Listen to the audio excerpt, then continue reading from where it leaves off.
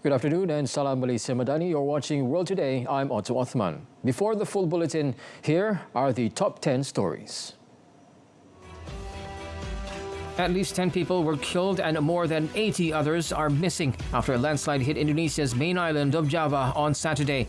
Indonesia's Disaster Mitigation Agency said more than 30 homes were destroyed after landslide material buried residential areas, causing fatalities and affecting local residents. The first three-way peace talks between Russia, Ukraine and the US have ended in Abu Dhabi with no apparent breakthrough as fighting rages. Ukrainian President Vladimir Zelensky raised the possibility of a second meeting as early as next week, while American officials said a new round would begin on 1st February. The talks in Abu Dhabi were the first trilateral meeting since the Kremlin launched its full-scale invasion of its neighbor in 2022.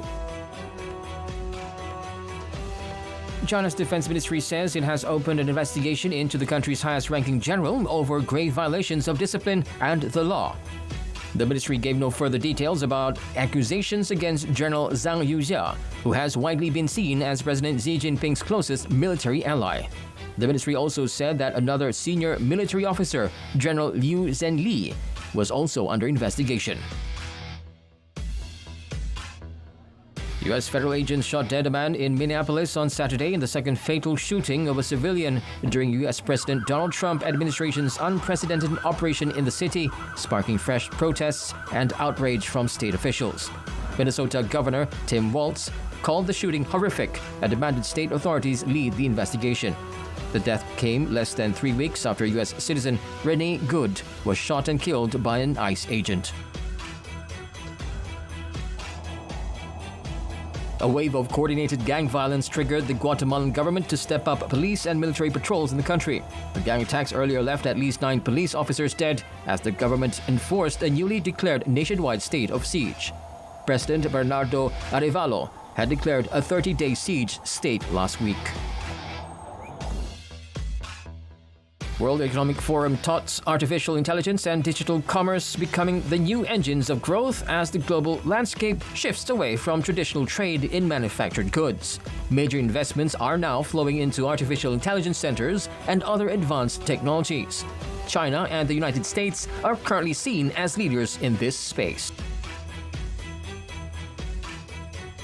Tulsa, Oklahoma was left heavily blanketed in snow as swaths of the United States prepare for an exceptional period of cold. A massive winter storm is expected to merge with bitter Arctic cold and sweep across much of the country over the weekend. Texas and Arkansas were also covered in snow as the freezing temperatures threatened to upend travel and spawned widespread power outages. FC Barcelona coach Hansi Flick insisted that elections for the club will not affect the squad. He welcomed the move, underlined the need for stability within the administration of the club. The Catalan team continues to prepare ahead of their La Liga match against Oviedo. Looking ahead to the match, he said Barcelona must be sharp from kicking off as they aim to secure another home victory.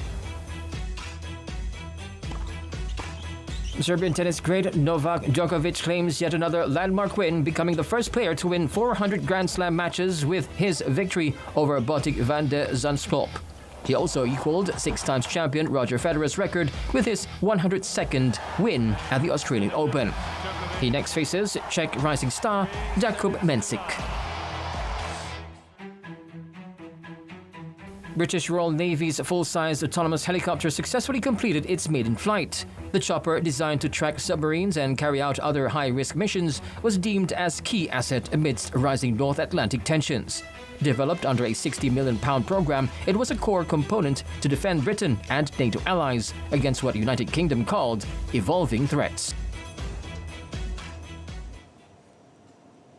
That was today's top news. Up next, the complete World Today Bulletin, bringing you the details that matter. Stay tuned.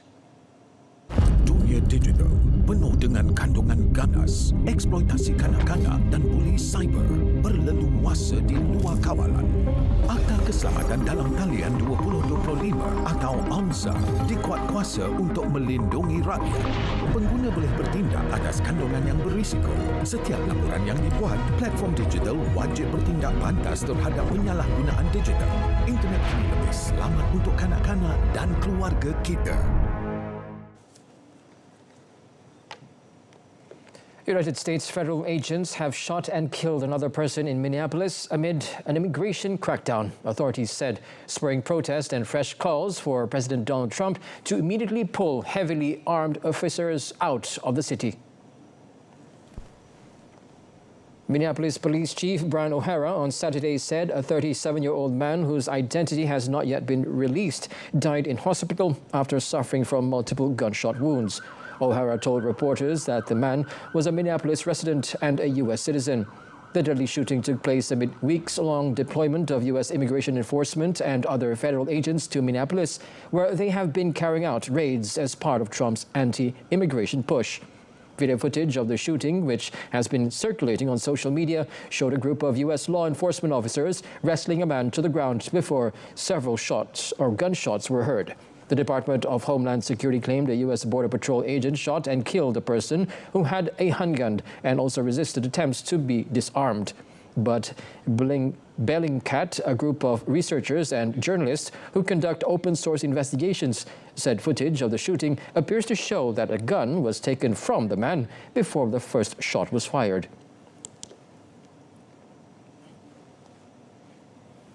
Meanwhile, Minnesota Governor Tim Walz said the state would lead the investigation into the fatal shooting involving federal immigration agents. Walz, speaking at a press conference in Blaine, said he had watched video of the incident from several angles and called it sickening.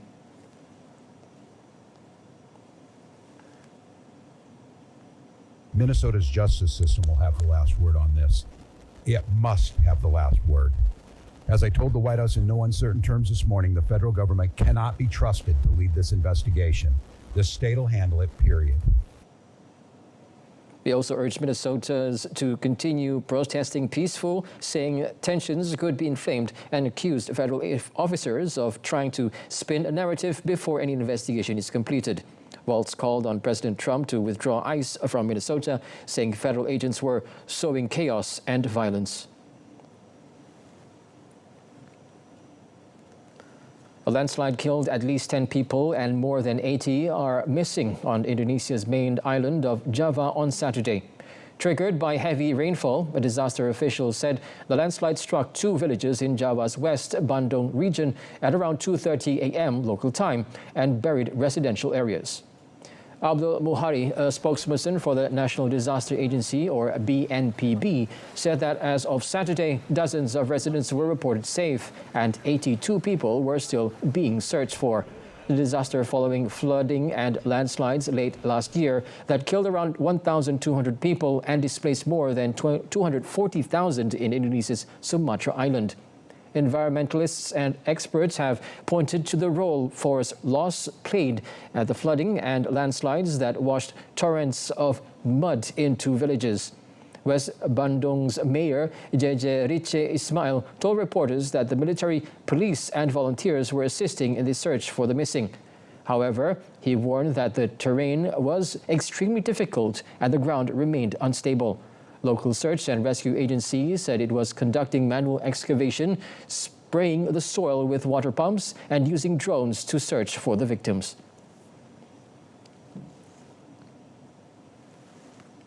Ukraine and Russia ended a second day of U.S. brokered talks in Abu Dhabi on Saturday without a deal, but with future meetings mooted after overnight Russian airstrikes that knocked out power for over 1 million Ukrainians amid sub-zero winter cold. Now, statements after the collision of the talks did not indicate that any agreements had been reached, but Moscow and Kyiv both said they were open to further dialogue. President Vladimir Zelensky wrote on X after the meeting that the central focus of the discussions was possible parameters for ending the war. He said, as a result of the meetings, all sides agreed to report back in their capitals on each aspect of the negotiations and to coordinate further steps with their leaders. Zelensky added that further meetings could take place as early as next week. A UAE government spokesperson said there was face-to-face engagement between Ukraine and Russia, rare in almost 4-year-old war, and tackled outstanding elements of Washington's peace framework.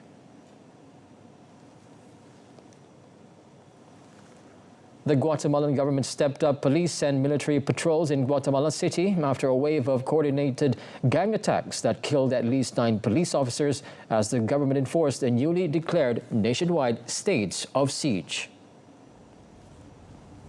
Soldiers and police set up checkpoints across the capital on Saturday and Friday night, stopping vehicles and motorbikes for inspections. Troops were seen working with K9 units to search cars, while armored units and patrols fanned out through streets and neighborhoods. Guatemalan President Bernardo Arevalo declared a 30-day nationwide state of siege last week after security forces freed dozens of prison guards held hostage by inmates, ending a weekend of violence that began with prison riots. The conflict started last weekend with inmates linked to the Barrio 18 gang took 46 guards hostage at 3 prisons, demanding greater privileges. Violence escalated after authorities regained control of a prison holding the gang's leader, Aldo El Lobo Dupi, and attacks on police followed in and around Guatemala City.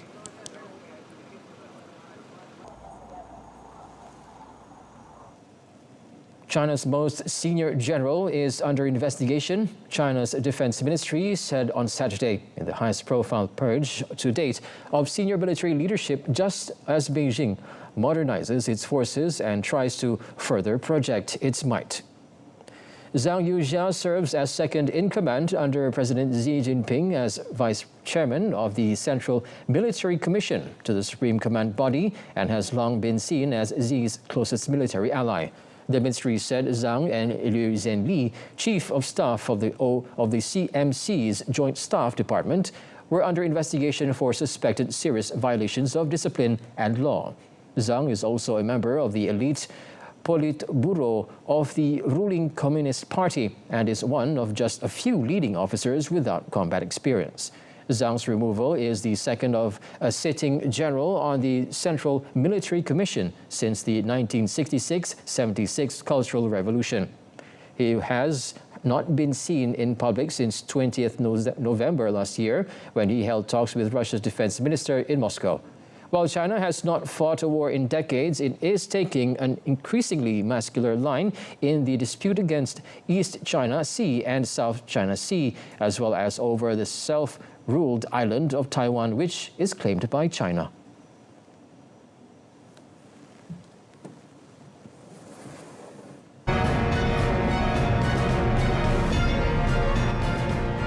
Coming up next, Israeli airstrikes kills 3, including 2 children in northern Gaza.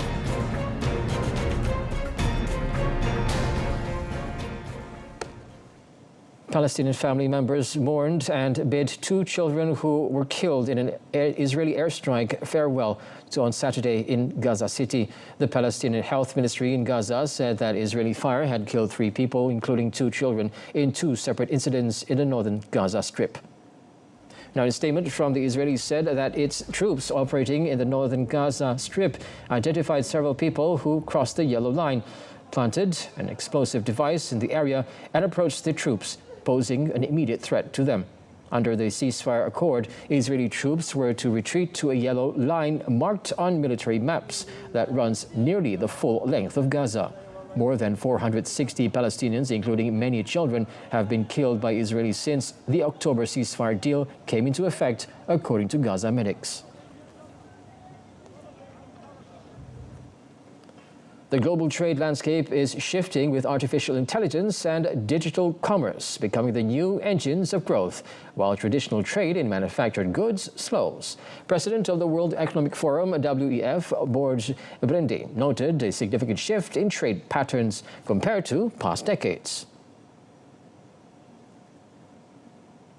It is true that in the past, when we were closer to 4% trend growth globally, trade was growing double as much as the global growth, and that was definitely driving the growth. Now, for the first time in decades, we're seeing that, for example, trade in manufactured goods is growing much slower than the overall trade.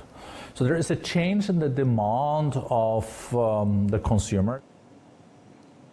He noted that major investments are now flowing into artificial intelligence centers and other advanced technologies, adding that countries best prepared for these innovations will be the ones that succeed in the future.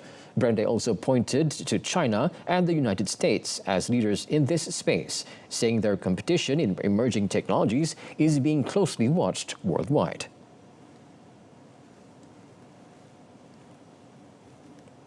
Heavy snow blanketed Tulsa, Oklahoma on Saturday, while cities across Texas and Arkansas were also covered in snow. A massive winter storm is expected to merge with bitter Arctic cold and sweep across much of the United States from the Rockies to the eastern seaboard over the weekend.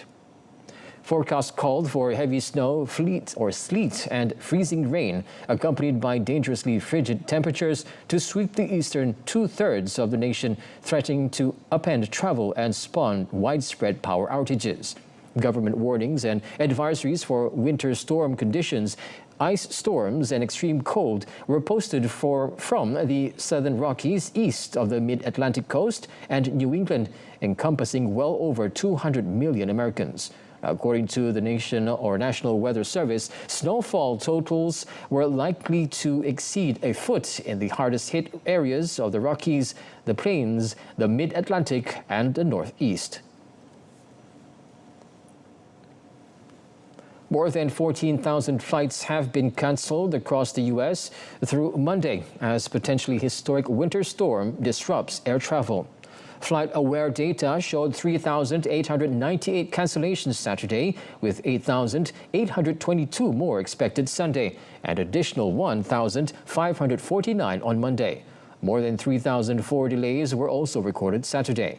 Millions across the U.S. face states of emergency as the storm is expected to impact areas from the southwest through the northeast beginning Saturday. Trump earlier warned that a record cold wave is expected to strike dozens of states. Trump approved emergency declarations for 12 states, as at least 22 states and Washington declared states of emergency.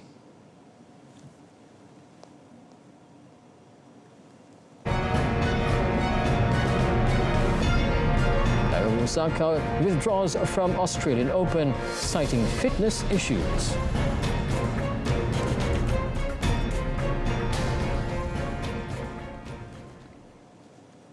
FC Barcelona coach Hansi Flick said on Saturday that the recently called elections for the Catalan club will not affect the squad as they prepared ahead of their La Liga match against Oviedo. Now, on Thursday, the club called for elections with actual president Joan Laporta being one of the candidates to lead the institution. Flick welcomed the move and highlighted the progress made since its arrival and underlined the need for stability within the club. The coach also spoke about recent defensive lapses, acknowledging mistakes that have cost goals in recent matches. He emphasized the importance of starting matches with intensity and maintaining concentration throughout the full 90 minutes. Flick praised midfielder Fermin Lopez, calling him a dynamic player capable of changing games with his movement and aggression. Looking ahead to the match, he said Barcelona must be sharp from kicking off as they aim to secure another home victory to keep the league lead, regardless of Real Madrid's win against Villarreal on Saturday.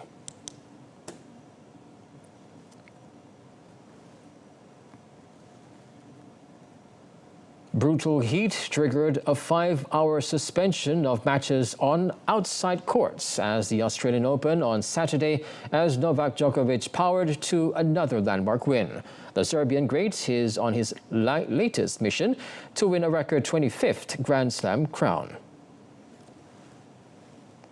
The 38-year-old sweep past Dutchman Botic van des Schlop 6-3, 6-4, 7-6 on Rod Laver Arena.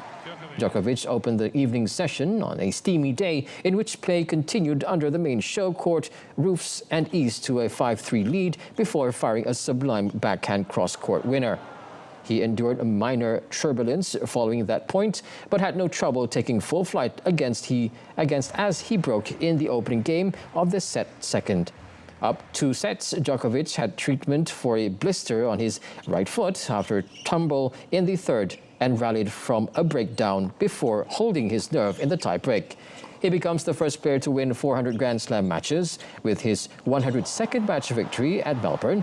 The evergreen Serb also equaled six-times champion Roger Federer's record at the year's first major. His reward is a meeting with Czech rising star Jakub Mensik.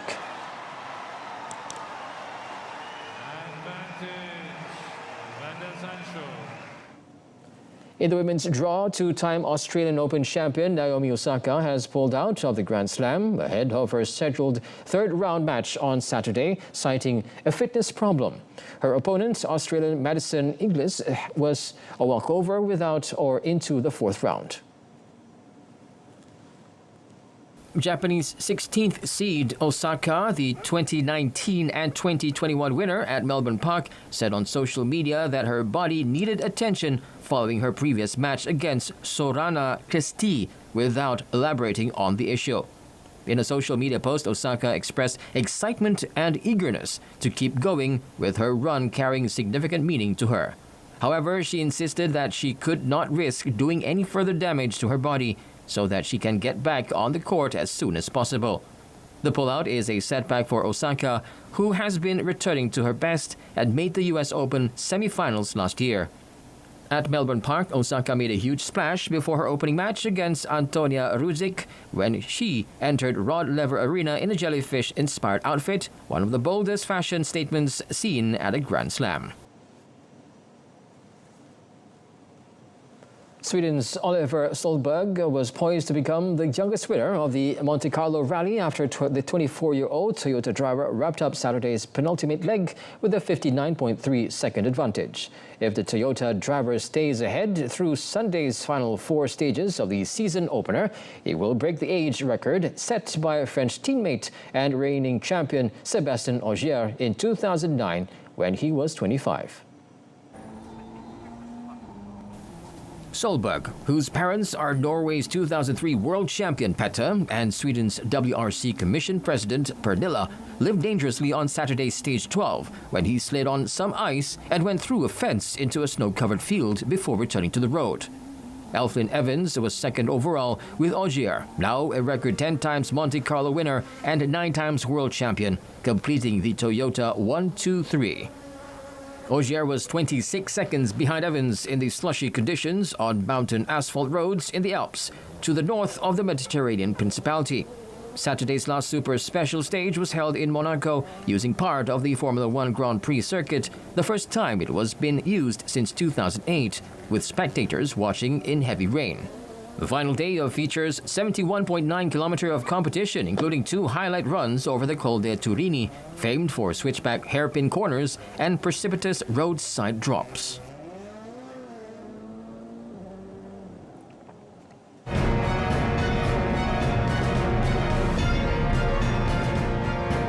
Kick back and relax with our selection of offbeat stories for this weekend, coming right up.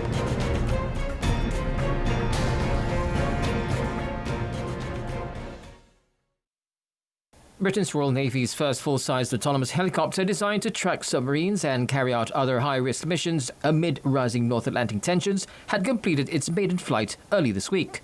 The British Navy said the helicopter, named Proteus, had successfully completed a short test routine. Developed under a £60 million program, it was key to defend Britain and NATO allies against what it called evolving threats in the North Atlantic. Designed and built by Defence and Aerospace Group Leonardo SPA, Proteus relies on sensors and computer systems powered by software that allows it to interpret its environment and make decisions.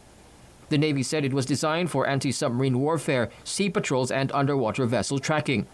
The Navy already operates several drones, including a small surveillance helicopter, but it said Proteus is bigger and more sophisticated.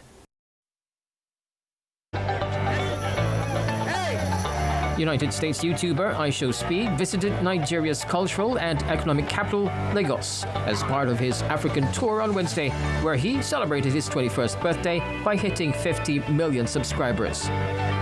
At Freedom Park, located at the site of a former prison, he jumped at the spicy kick of his first bite of jollof rice before heading to the Nike Art Gallery, a must-see for every celebrity and high-ranking political figure who comes to Lagos. Local Nigerian influencers have described his visit as a golden opportunity to showcase the culture, relationships, cultural differences, and food. The day before, IShowSpeed celebrated Senegal's Africa Cup of Nations AFCON victory in Dakar. Born in Cincinnati, Darren Jason Watkins Jr. began gaining traction 10 years ago, first by publishing video game content and later by posting about his travels around the world. Rolling Stone magazine named him the most influential curator of 2025, while Forbes estimates his net worth at $20 million.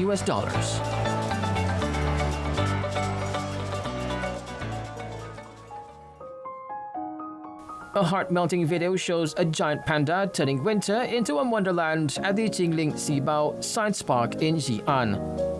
With snowflakes swirling around, Meng Meng, the cute giant panda, rolls, tumbles, and pounces with childlike glee, transforming the chilly landscape into its own fluffy playground and proving, once again, that joy knows no season. Giant pandas prefer snow and are unfazed by the cold while being averse to heat.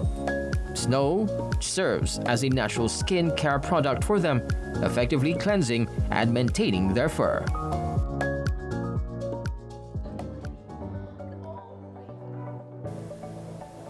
As a winter storm approaches Metro Atlanta, animal shelters across the city are urging residents to open their homes to help protect vulnerable dogs from freezing temperatures and overcrowded conditions. At the Fulton County Animal Shelter, Atlanta resident Callie Franklin arrived to pick up a foster dog just a day before the storm is expected to hit. But with the storm coming, there's so many dogs in here, and the dogs are sick or they just are stressed out. And the dogs are 5 times more likely to get adopted just being out for a day. So it helps the staff out. It gives the dog a nice warm home for the storm, and you get to make a dog feel a little bit better. Franklin is fostering Zeke, a young dog recovering from a skull fracture.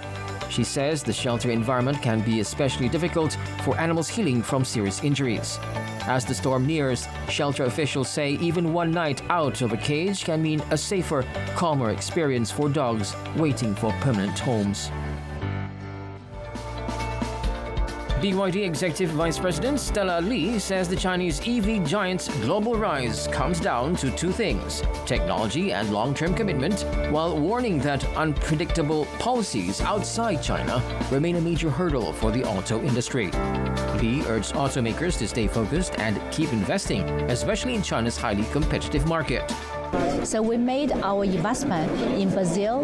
We decided 3 to 4 years ago. And then we decided to invest in Hungary facility 3 years ago, very earlier than the tariff. And then we have facility in Thailand too. So for us, we're turning BYD consumer car is become more international company and a global company, and then to localize ourselves in different places for manufacture. So tariff for us is just a short-term challenge, but long-term our vision is make global manufacturing. As BYD gains ground in Europe, Li noted that the auto industry is entering a new phase.